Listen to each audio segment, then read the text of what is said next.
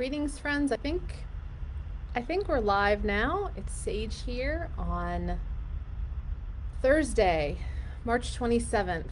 And if you're scrolling along, I invite you to join me for a 12-minute Be Love meditation. 12 minutes in your day to give your attention to love, the energy of love, the invitation to love, the work of love. As I sit down for this meditation today, I'm feeling a lot of different things. I'm feeling a lot of gratitude for amazing humans who have walked this path with me, who I've been in conversation with today. I am still holding quite a bit of sadness, which maybe to be a human being is always to hold a little bit of sadness. And so I offer my loving attention to that sadness. And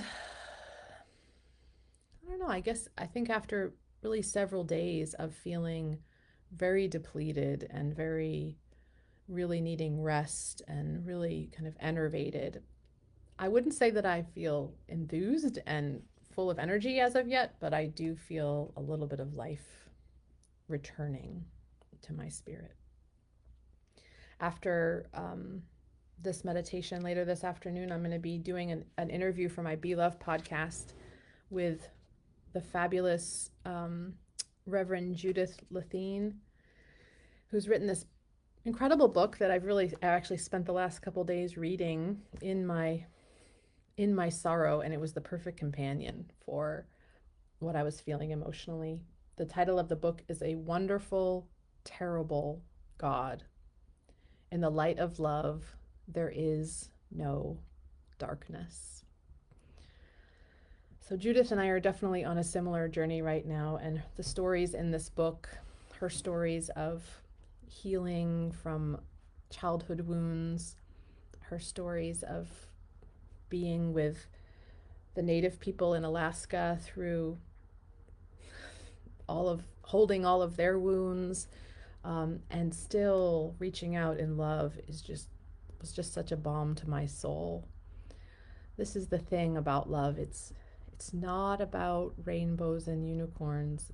It really is about embracing the fullness of our human experience. The Christian story is obviously so much about that. Jesus' love for all of humanity, even in the face of his own suffering and death.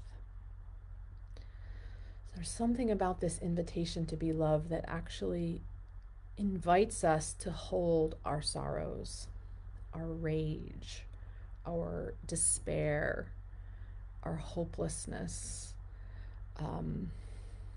and to allow it to be. It's big work. It's big work, and it's a different kind of work, a different kind of way of living than perhaps we've been most taught in our lives. That's what I'm coming to feel and realize, that for whatever reason, most of us come into the world. I mean, actually, it's pretty obvious, right? We come into the world and we want to feel good and we don't want to feel bad, right? We want to be surrounded by rainbows and unicorns. We don't want to go into a deep, dark, scary cave. We want to be alive and vibrant and full of health. We don't want to die. That's not a mystery. That's a pretty obvious part of the human condition. And yet, at some point along the journey, we realize that all of that grasping for the happiness and the health and the joy and the everything's great, that at some point along the journey, if all we're doing is grasping for that and pushing away all that we don't love, all that we don't like, all that makes us afraid, all that makes us disgusted or scared, like if all we're doing is is pulling what we want and pushing away what we don't want. That is a lot of work, friends. At some point, we become exhausted by that work. And at some point in that exhaustion, it's been my experience that we start to actually discover what love, what life actually is. That there's an embrace of life that's possible beyond this dual understanding of what life is, beyond grasping for the good and rejecting the painful. And when we can really embrace the whole of it, when we can embrace the coming into life and the going out of life, when we can embrace the difficult feelings and the positive feelings, it moves us into just like a whole new level of experience. I believe it's the next level of experience that we're really all like, that God is like beckoning us all to. It's the story of the prodigal son, you know, leaving his father's house and then returning. It's the knowing of the presence of God, the presence of love in every moment, not just the curated, beautiful ones, but the heartbreaking, ugly ones. When we can do that, when we can embrace all of it, we are so much more free, because we're not holding on and pushing away or running from or running towards. We're just here. And this is what the invitation to be love is. It's not a looking for love. It's not a giving love. It's not a part of that grasping and that escaping. It's just being. And all of us can do that. And all of us, my suggestion is, all of us do that throughout our lives. We have experiences when we are just present and when we can be love. And they're probably among our highest, most prized moments. And they likely have happened in your life in moments of bliss and joy and pleasure and laughter and community. And they've probably happened in your life in moments of sorrow and despair. I've always said I love a good funeral, because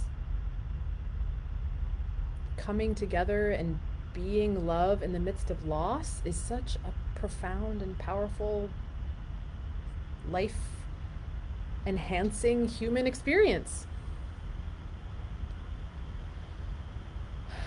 So whatever's going on with you today, wherever you are in your journey, whether you are feeling full of joy, whether you are feeling overtaken by sadness, whether you are raging or working really hard or needing rest, or maybe a whole mix of all of those different experiences, I invite you to see what it feels like, to see what the experience might be, to just be with all of it as it all is, without trying to change it in any way. And see if you can kind of slip back into that seat of awareness, of presence, of love. Just witnessing this miracle of life that you're a part of right now, that we're all a part of right now. And through those eyes of love, maybe we'll be given wisdom as to how we might move from this moment to the next, where we're needed, what parts of ourselves need us, what parts of our community need us.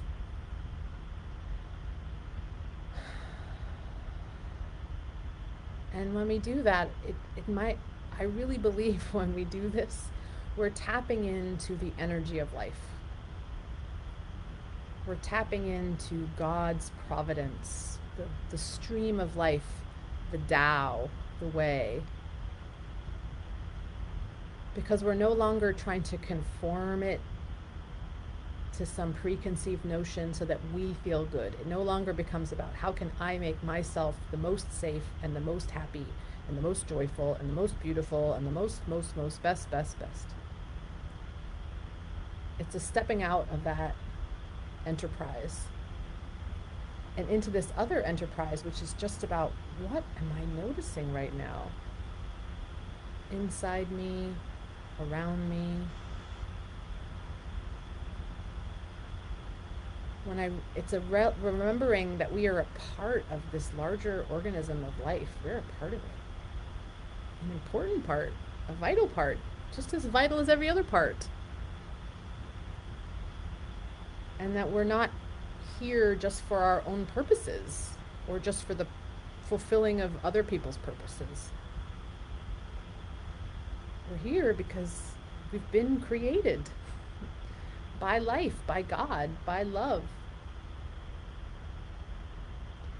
And that creation is ongoing. And that creation is ongoing through this energy of love, through the forms of wisdom and truth, that we might be here in useful service to each other and to all of life.